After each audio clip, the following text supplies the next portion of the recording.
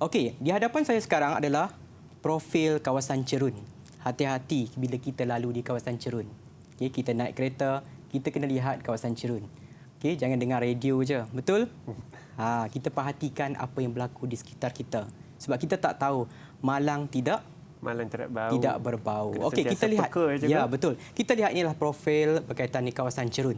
Kita lihat sini kita ada jalan raya. Betul Hanif? Jalan raya. Ada lebuh raya di situ. Lebuh raya. Jalan raya. So apa yang berlaku adalah biasanya bila kita buat pembinaan jalan raya, pastinya ada cerun. Jadi cerun tu perlu distabilkan. Dengan kita membina teres ataupun gabion dan sebagainya, banyak teknologi kejuruteraan yang kita nak stabilkan kawasan cerun. Namun demikian kesan kita tak dapat kesan tak dapat dikesan. Sebabnya proses berlaku, proses hakisan tanah atau proses resapan air ke dalam tanah berlaku secara perlahan-lahan. Contohnya apabila cuaca hujan, hujan yang banyak.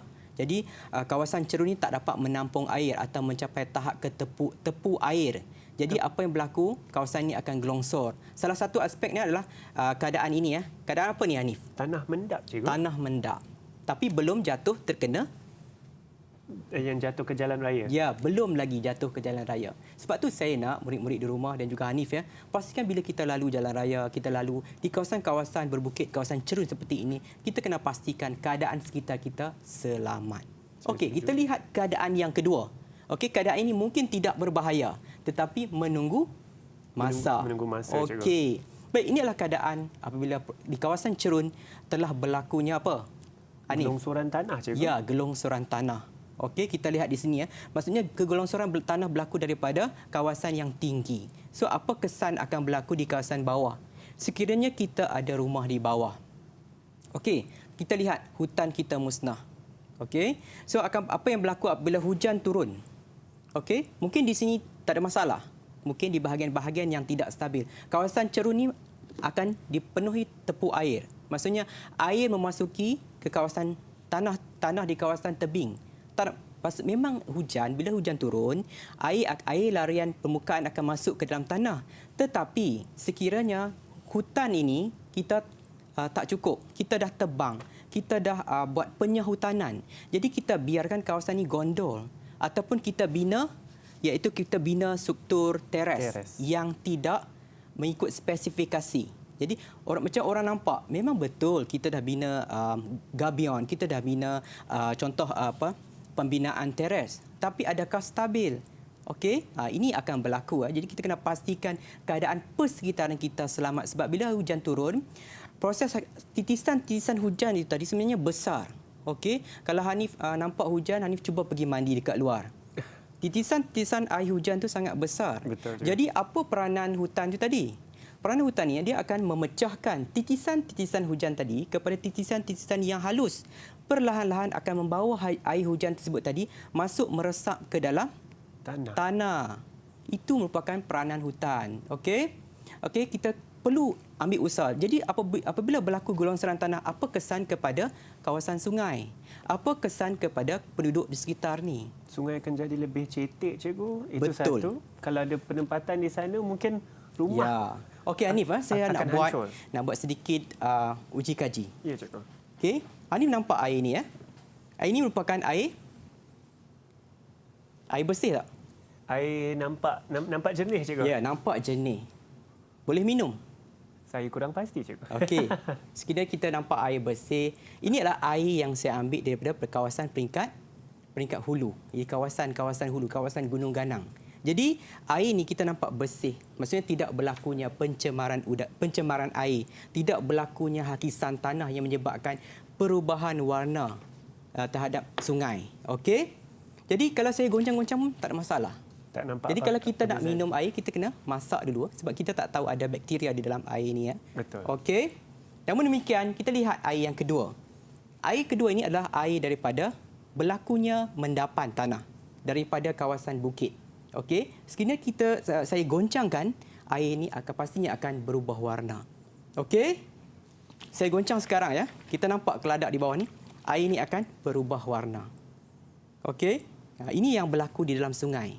Okey, kita nampak air macam teh tarik, betul? Betul. Teh tarik boleh minum, betul? Teh tarik boleh minum. Ya. Air yang di sungai teh tarik saya tidak galakkan. Ya, jangan minum. Tapi sebenarnya memang kita tak minum. Tapi apa jadi kepada hidupan akuatik? Bila mendapan yang terlampau banyak ataupun banyaknya selut di dalam sungai, air akan berubah warna. Dia apa berlaku kepada ikan-ikan? Okey, mendapan tadi akan terkena pada insang ikan. Jadi tak boleh bernafas. Jadi oksigen tak cukup. Jadi apa kesan kepada hidupan-hidupan akuatik? Pelbagai jenis ikan-ikan di sungai. Kekurangan spesies ikan, cikgu, dan Ya. saya rasa akan ikan-ikan yang lain yang mungkin makan ikan yang lebih kecil itu juga Ya. akan semakin pupus. Ya, kerana semakin tidak cukup. pupus. Betul perkataan tu Hanif. Ni saya suka Hanif. Hanif lebih faham, sangat faham tentang kesan kegiatan ekonomi yang berlaku di kawasan 3 kawasan ni, iaitu kawasan peringkat hulu, tengah dan hilir. So kita dapat lihat dari segi aspek ini. Saya ingat murid-murid di rumah perlu perhatikan sungai kita. Saya ulang lagi, sungai kita merupakan nadi kehidupan kita. Jadi kita kena pastikan sungai kita bersih. Okey, Hanif. Saya setuju, cikgu. Ya. Sungai kita nadi kehidupan kita, Ya, cikgu. betul. Baik, cikgu. Cikgu boleh berikan kesimpulan atau rumusan apa yang telah kita belajar hari ini sama-sama? Okey, kita sebagai ataupun pelajar sekolah, Hanif, pelajar sekolah perlu ambil peranan ataupun ambil usaha-usaha walaupun kecil usaha kita. Contohnya kita melihat pencemaran yang berlaku, kita hubungi Jabatan Alam Sekitar dan sebagainya. Itu adalah peranan yang sangat besar sebenarnya. Jadi saya nak minta murid juga perhatikan apa yang berlaku di sekeliling kita. Kita pastikan bahawa keadaan kita selamat bila kita lalu di kawasan cerun bukit, tempat tinggal rumah kita, sungai kita, kita pastikan semuanya dalam keadaan selamat. Jadi untuk hari ini, Hanif, kita dah berjaya menyelesaikan 3 hasil pembelajaran kita. Yang pertama adalah kita berjaya menyeraikan 3 kesan kegiatan ekonomi. Yang kedua, kita berjaya menghuraikan 3 kesan kegiatan ekonomi. Dan yang terakhir adalah kita dapat membahaskan usaha-usaha untuk mengatasi masalah ataupun kesan kegiatan ekonomi terhadap alam sekitar. Betul, cikgu. Kita semua menjadi manusia yang lebih bertanggungjawab. Dan apa pendapat cikgu mengenai prestasi saya hari ini? Prestasi Hanif. Adakah saya dapat bintang saya yang lupa. lebih sekarang?